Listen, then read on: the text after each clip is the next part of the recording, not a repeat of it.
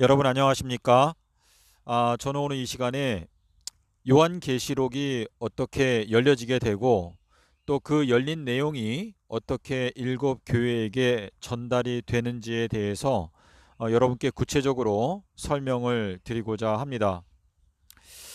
요한이 반모섬에 있을 때 큰 나팔 소리와 같은 음성을 듣게 되었습니다. 자, 여기에 나오는 이 큰 나팔 소리는 마태복음 24장 31절에서 저가 큰 나팔 소리와 함께 자기의 사자들 일곱 교회의 사자들을 보내리니 라고 하는 말씀과 짝이 되는 말씀인데요. 요한이 큰 나팔 소리와 같은 음성을 듣고 그 큰 나팔 소리가 요한에게 명령하기를, 요한아, 너가 보는 것을 책에 기록해서 일곱 교회에게 보내라 라고 말씀을 하십니다. 자, 책에 기록한다라고 하는 것은 요한계시록을 기록해서 일곱 교회에게 보내라 라고 말씀을 하시는 건데요. 자, 여기에 듣는다 그리고 본다 라고 하는 단어가 나오고 있습니다. 요한이 큰 나팔 소리와 같은 음성을 듣고 그 다음에는 일곱 금 등경들 정 가운데에 일어서 있는 인자와 같은 분을 보게 되었습니다. 자, 그래서 순서가 먼저 듣는 것이고 그 다음에 보게 될 수 있다라고 하는 의미인데요. 요한계시록을 마감하면서 요한이 22장 8절에서 이렇게 말합니다. 이것들을 듣고 본 자는 나 요한이다 라고 기록하고 있습니다. 어떤 한글 성경에는 보고 들었다라고 그 순서를 바꿔놓은 경우가 있는데, 원어 성경에 보면 분명하게 이것들을 듣고 본 자는 나 요한이다 라고 기록하고 있습니다. 자, 그래서 우리가 마음 가운데 듣는 것이 먼저이고 그 다음에 보게 될 수 있다라는 것을, 그 순서를 마음 가운데 생각하면서 일곱 교회에게 보내는 메시지마다 귀 있는 자는 성령께서 교회들에게 하시는 말씀을 들을지어다 라는 것을 강조하고 있습니다. 자, 다시 말해서 듣는 것이 선행되지 못한다면 볼 수가 없다라는 의미가 되기 때문에 듣는 것을 강조하기 위해서 귀 있는 자는 성령께서 교회들에게 하시는 말씀을 들을지어다 라고 하는 말씀을 7번 강조하고 있는 것입니다. 자, 이 일곱 교회에 대해서 생각해 보겠습니다. 여러분께서 원어 성경을 앱으로 다운을 받으셔서 계시록 1장 20절을 살펴보시기를 바랍니다. 자, 일곱 교회는 일곱 등경들이라고 말씀하시고 있습니다. 자, 등경이라고 하는 단어가 여기에 나오는데 한글 성경에서는 촛대라고 번역을 하였습니다. 촛대라고 하는 번역은 바른 번역이 아니고 일곱 개의 등경들이다라고 번역하는 것이 맞습니다. 자, 이 등경이라고 하는 것은 빛이 없습니다. 등불과 등경의 관계를 마태복음 5장 15절에서 예수님께서 말씀하시는데, 너희가 등불을 켜서 등경 위에 올려놓아라. 그리하면 숨겨져 있고 감추어져 있던 것들이 드러나고 계시가 열려지게 된다라고 말씀을 하셨습니다. 등경은 등불을 높은 곳에 두기 위해서 그 등불을 받쳐주는 받침대 역할을 하는 것이 등경이고, 등불은 빛을 가지고 있는 그 빛의 근원이 바로 등불입니다.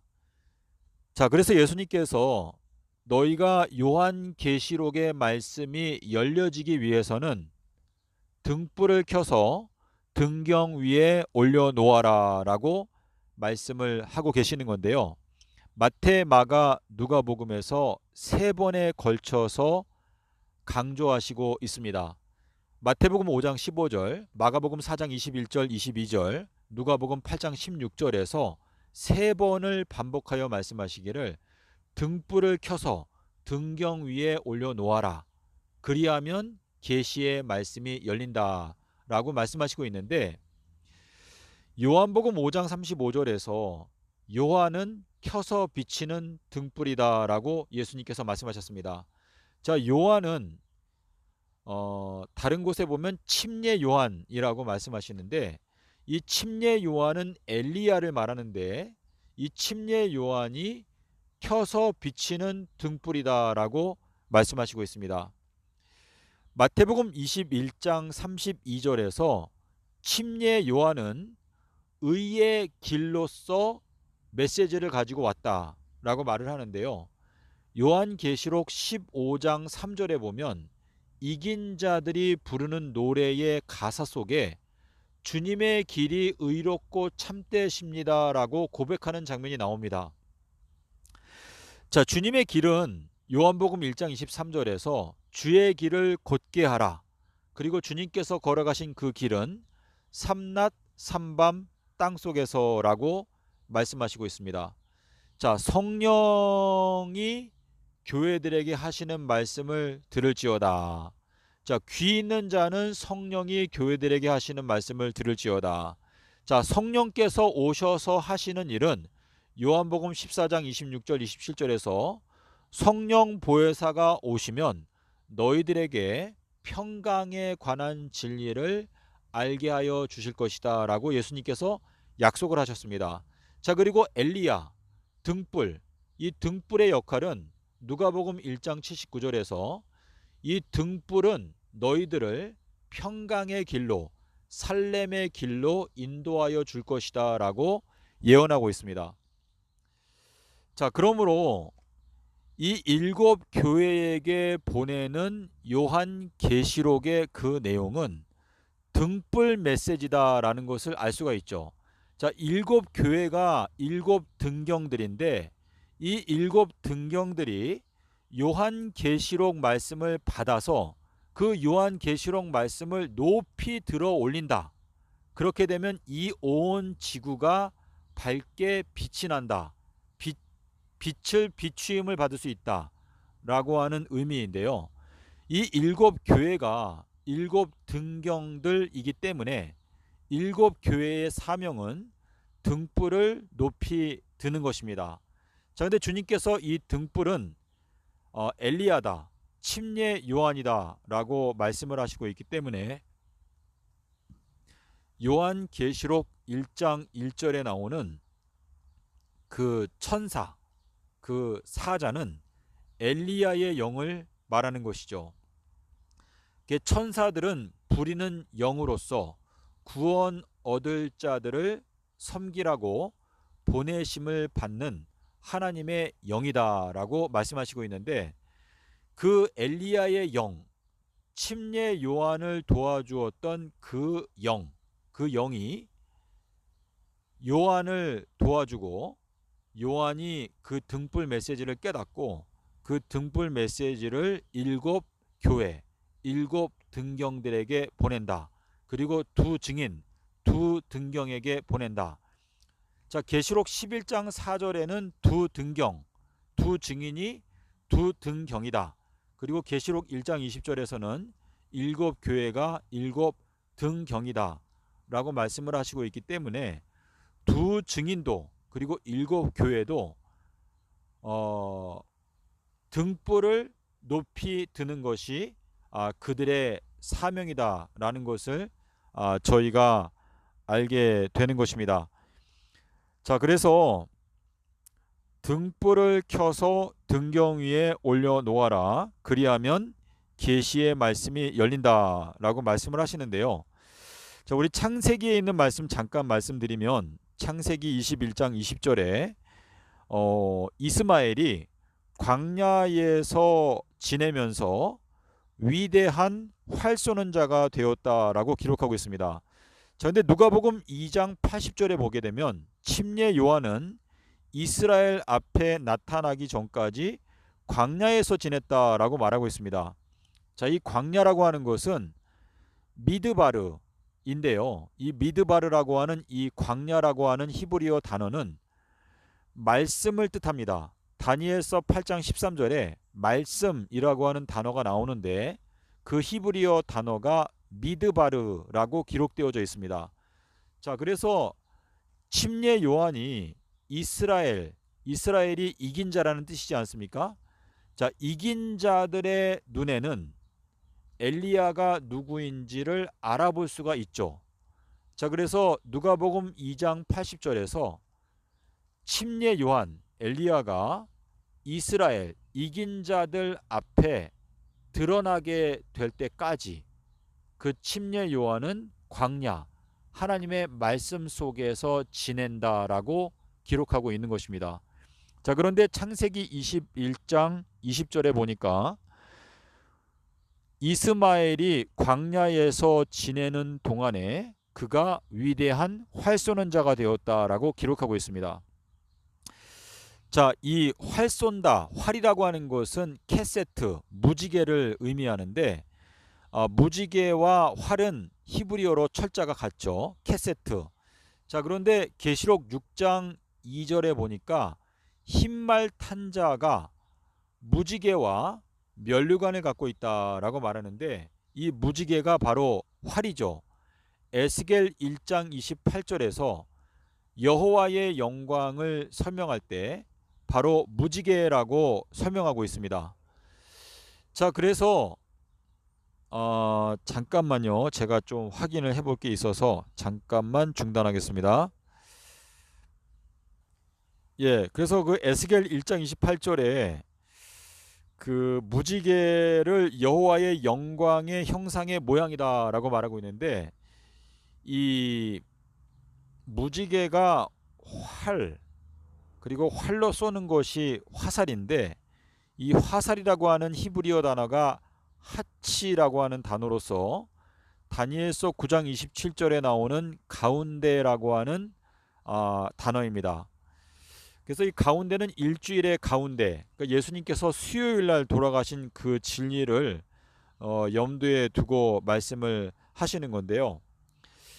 지금 이스라엘과 이란이 전면전의 국면에 들어가고 있고 또 중국은 대만을 삼키려고 지금 노리고 있고 또 러시아는 우크라이나와 전쟁을 하고 있고 또 이스라엘도 팔레스틴과 전쟁을 뭐 지금은 조금 소강 국면인 것 같긴 한데요.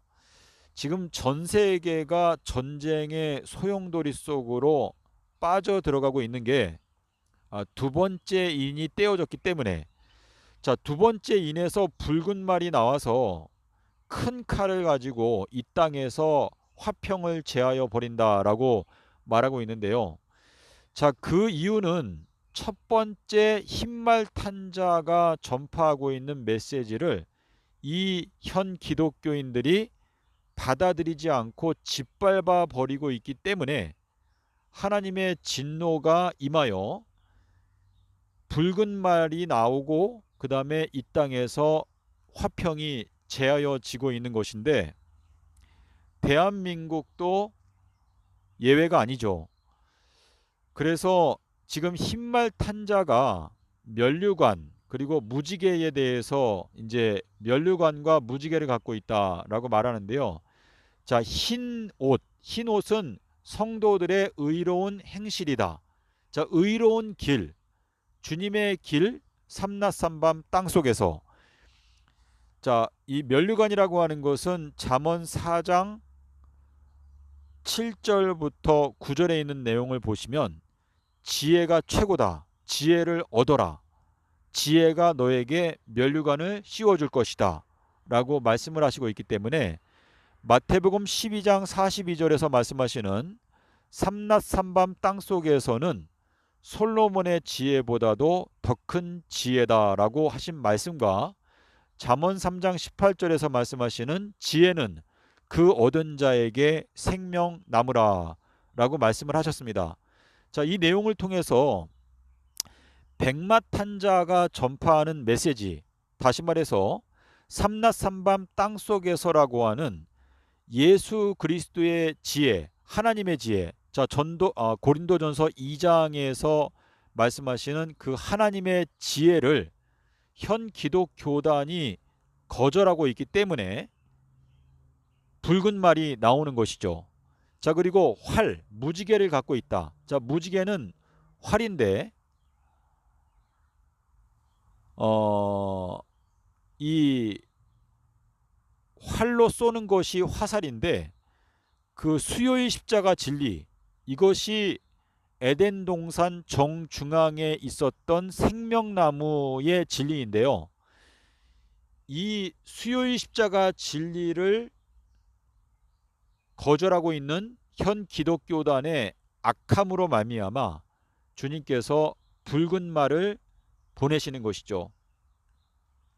사실 이 전 세계의 이 모든 전쟁이 일어나고 있는 이 가장 근본적인 원인은 지금 전 세계에 흩어져 있는 27억의 패역한 기독교인들 때문입니다. 이사야서 8장 14절에서 예언하시기를 이스라엘 두 집에게는 거치는 반석, 걸려 넘어지는 돌이 되실 것이다 라고 말씀하셨는데, 지금 현 기독교단의 그 패역함으로 말미암아 전 세계가 전쟁의 소용돌이 속으로 빠져 들어가고 있습니다. 자, 주님께서 갖고 계시는 이 평강의 언약, 이사야서 54장 10절에서 내가 너희들과 맺은 그 평강의 언약은 결단코 패하지 않는다 라고 말씀을 하셨는데, 주님께서 갖고 계시는 이 평강의 언약은 2030년이 되면 반드시 천년 통치가 시작이 될 것이다 라고 주님께서 맹세를 하셨죠. 자, 그래서 이 2030년이 되면 하나님께서 개입하심으로 말미암아 천년 통치가 시작이 된다라고 하는 이 메시지를 푸틴 대통령, 트럼프 대통령, 그리고 중국에 있는 시진핑 대통령, 이 세상에 있는, 그리고 벤자민 네타냐후 그 이스라엘 총리, 지금 전쟁을 일으키고 있는 이 여러 나라의 지도자들이 만왕의 왕, 만주의 주 예수 그리스도께서 저희들에게 주신 그 평강의 언약. 자, 평강의 언약은 새 예루살렘 언약을 말하는 것인데, 예수님께서 서기 30년에 십자가에서 죽으시면서 내가 반드시 3000년 동안에 새 예루살렘을 완성하겠다라고 요한복음 2장 19절부터 21절에서 말씀을 하셨죠. 그리고 그 내용을 이제 사도 바울이 깨달았기 때문에 에베소서 1장 23절에서 머리는 예수 그리스도, 그리고 몸은 교회다라고 이제 사도 바울이 밝히고 있지 않습니까? 자, 그런데 지금 현 기독교단이 예수님께서 말씀하신 그 평강의 언약을 짓밟아 버렸기 때문에, 평강의 언약을 전혀 모르니까 푸틴 대통령은 어떻게 해서든지 우크라이나라고 하는 그 곡창지대 땅을 빼앗아서 앞으로 향후 수백 년 동안의 러시아의 평강을 이뤄내야 되겠다라고 하는 욕심이 생겨서 그 우크라이나 땅을 빼앗으려고 하는 것인데요. 만왕의 왕께서 저희들에게 주신 이 평강의 언약, 말라기서 2장 5절에 평강의 언약은 생명의 언약이다.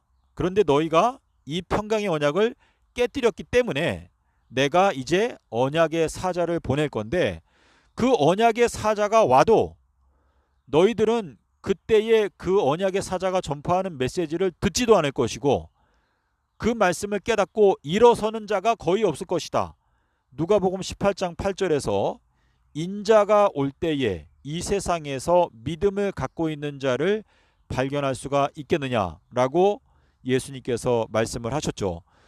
자, 그래서 지금 제가 이스라엘과 이란이 지금 전쟁하는 모습을 보니까 여러분께서 그 현장에 있다고 생각해 보십시오. 얼마나 끔찍합니까? 눈 깜짝할 사이에 미사일이 마하 5, 마하 6의 속도로 날아와서 내가 잠자는 아파트를 때려 부신다. 뭐 자기가 죽는 것도 모르고 죽는 거예요. 그래서 마태복음 24장에서 너희가 멸망당하는 그 순간까지 깨닫지 못할 것이다. 대한민국 우리 기독교단 성도 여러분, 대한민국은 전쟁으로부터 안전하다고 생각을 하십니까? 지금 대한민국 이 나라가, 이 대한민국 기독교가 동방에서 번개가 번쩍하여, 자, 이 번개라고 하는 단어가 누가복음 11장에 보면 그 번개라고 하는 단어가 나오는데요. 번개가 등불에서 나온다. 누가복음 11장 16절에서 잠깐만요. 예, 누가복음 11장 36절에 여러분 원어 성경을 보시면 등불에서 번개가 흘러나온다라고 말하고 있습니다. 제가 등불은 엘리야, 침례 요한을 말하는 것인데 번개가 동편에서 발생하여 서방을 비추는 것처럼 인자의 징조가 동쪽에서 발생하여 서쪽으로 번져나간다. 자, 대한민국이 이 번개, 등불 메시지, 엘리야의 메시지를 깨닫는 첫 번째 나라가 이제 대한민국이 되기를 바라기 때문에 하나님께서 저희들에게 인자의 징조, 인자가 삼낮 밤을 땅속에서 지내리라 라고 하는 말씀을 깨닫게 해주시는 것인데, 제가 2013년부터 유튜브를 통하여 대한민국 기독교단을 향해서 인자의 징조를 외쳐왔습니다.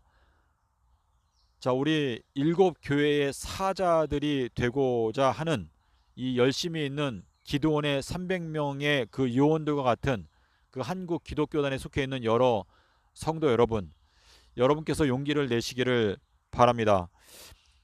지금 이 큰 나팔 소리에 대해서 잠깐 여러분께 이제 설명을 드리고 영상을 마치려고 하는데, 제가 여러분께 드리고 싶은 말씀이 참으로 많은데요. 큰 나팔 소리에 대해서 먼저 우리가 살펴보겠습니다. 자, 우리 여기에 보시면 제가 지금 원하는 화면이 안 나오고 있는데 제가 좀 찾아보겠습니다. 잠시만요. 자, 여러분 여기 그 화면에 보시면 큰 나팔과 함께 오심. 자, 근데 큰 나팔 소리가 말하기를 나는 알파요 라고 말했습니다. 자, 이 킹제임스 성경으로 보면 이제 확인할 수 있는데, 자, 여기 지금 화면에 보시는 대로 주님의 잔은 순결한 잔이죠. 근데 귀신의 잔은 섞인 잔입니다. 자, 근데 섞인이라는 단어하고 순결하다라고 하는 단어의 차이는 알파가 있느냐 없느냐로 결정이 됩니다. 자, 그래서 이 나는 알파와 오메가여 처음과 마지막이다. 이것이 큰 나팔 소리인데, 이 알파, 오메가, 처음과 마지막, 이 네 가지가 다 큰 나팔 소리예요. 근데 이 네 가지를 이제 제가 마음 가운데 다 깨닫게 되었는데요. 지금 이 알파라고 하는 것만 살펴봐도 주님의 순결한 잔, 비둘기와 같은 순결한 잔, 요나의 표적, 삼낮 삼밤 땅속에서를 말하고 있습니다. 그래서 이 예수님께서 서기 30년 수요일날 십자가에서 죽으시고 일요일날 부활하셨다. 자, 이것이 바로 등불의 메시지인데, 이 수요일 십자가 일요일 부활 진리를 받아들이게 되는 7교회의 사자들을 주님께서 찾고 계시는 것입니다. 그리고 이 7교회의 사자들이 이 수요일 십자가 일요일 부활 진리를 깨닫게 돼야 되는데, 자, 아시아에 있는 7교회라고 말씀을 하시지 않습니까? 그러니까 이 대한민국에서 7교회의 사자들이 일어나기를 하나님께서 바라고 계신다라고 하는 의미가 되는 것인데, 이 7교회의 사자들이 깨달아야 되는 진리가 바로 이 큰 나팔 소리, 삼낮 삼밤 땅속에서, 이것을 말하는 것이고, 자, 알파와 오메가. 자, 오메가라고 하는 것은 마태복음 28장 1절에 사바톤이라고 하는 단어가 2번 나옵니다. 근데 이 사바톤이라는 단어 속에 오메가라고 하는 단어가 들어가 있으면 그거는 안식일이라는 의미가 아니라 일주일이라고 하는 의미입니다. 자, 근데 이 전 세계에 있는 번역 성경이 그 단어를 잘못 번역을 하였습니다. 그게 안식일이 다하여 가고 주일 중 첫날이 되려고 할 때라고 번역을 하였는데, 그 오메가를 무시했기 때문에 그렇게 엉터리로 번역을 한 것인데요. 그 오메가를 존중하는 마음으로 번역을 하게 되면 일주일이 저물고 일주일 중 첫날 미명이 될 때에 라고 번역을 해야 합니다. 그렇게 번역을 했다면 이 현 기독 교단이 거짓된 금요일 십자가설에 속아 넘어가지 않았을 것입니다. 그러니까 마태복음 28장 1절에 번역 오류로 말미암아 현 기독교단이 전부 다 금요일 십자가설에 기만을 당하였습니다. 자, 그래서 알파와 오메가를 이제 살펴봤고요. 자, 처음과 마지막이다. 자, 처음이라고 하는 것은 계시록 17장 1절에 가면 일곱 대접을 갖고 있는 천사 중 첫 번째 천사가 말하기를 음녀에 대하여 내가 너에게 알려주겠다라고 말합니다.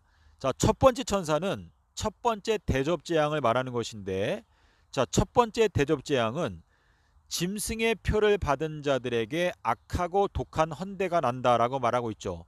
자, 근데 악하고 독한 세대에게는 요나의 표적 외에는 줄 것이 없다라고 마태복음 12장 39절에서 말씀하시고 있죠. 마가복음 7장 21절과 제가 함께 여러 번 설명을 드렸기 때문에 이 내용을 제가 다시 설명을 드리지 않지만, 일곱 재앙 중에서 첫 번째 재앙이 바로 짐승의 표를 받은 자들에게 악하고 독한 헌대가 난다. 그런데 악하고 독한 이 세대를 구원할 수 있는 단 한 가지 기적은 요나의 표적, 삼낮 삼밤 땅속에서라고 하는 말씀밖에 없다라고 말씀을 하시고 있죠. 자, 그러니까 첫째, 나는 알파와 오메가여 처음과 마지막이다. 자, 그 처음이라고 하는 단어가 바로 계시록 17장 1절에서 말하는 첫째, 그리고 일곱 재앙 중에서 첫 번째 재앙이 바로 짐승의 표를 받은 자들에게 악하고 독한 헌대가 난다라고 말씀을 하시고 있습니다. 자, 그리고 이제 계시록 21장에 가면 일곱 대접을 갖고 있는 일곱 천사 중 첫 번째 천사가 말하기를 이리로 오라, 내가 어린 양의 아내를 너에게 보여주겠다라고 말했는데, 그 어린 양의 아내가 누구인지를 깨닫는 방법도 역시 그 첫 번째 재앙, 그러니까 일곱 재앙 중에서 첫 번째 재앙에 해당되는 그 메시지, 그러니까 짐승의 표를 받은 자들에게 악하고 독한 헌대가 나는데, 그 악하고 독한 세대를 구원하기 위해서는 요나의 표적밖에 줄 게 없다. 그러므로 요나의 표적을 받아들이는 자들이 어린 양의 아내가 된다라고 하는 의미가 되는 것이죠. 제가 잠시만 요 구절을 확인하고 제가 이어서 말씀을 드리겠습니다. 예, 맞네요. 그래서 계시록 21장 9절에 보게 되면 일곱 대접을 가지고 있는 일곱 천사 중 첫 번째 천사가 말하기를 이리 와라, 내가 어린 양의 아내를 너에게 보여주겠다라고 말하지 않습니까? 자, 보여준다. 그 뭐예요? 먼저 들어야지 볼 수가 있는 것이죠. 자, 그래서 지금 일곱 대접을 갖고 있는 일곱 천사 중에 첫 번째 천사, 그러니까 짐승의 표를 받은 자들에게 악하고 독한 헌대가 나는 그 헌대 재앙을 말하는 것인데, 악하고 독한 이 세대를 구원할 수 있는 단 한 가지 방법, 요나의 표적, 삼낮 삼밤 땅속에서를 받아들이는 자들이 바로 어린 양의 아내가 된다라고 하는 의미가 되는 것이고, 자, 그리고 나는 처음과 마지막이다.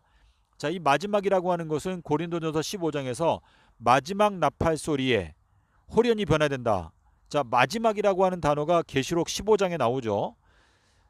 이 7재앙은 마지막 일곱 재앙이다 라고 말을 하는데, 그 일곱 재앙 중에서도 첫 번째 재앙이 중요하지 않습니까?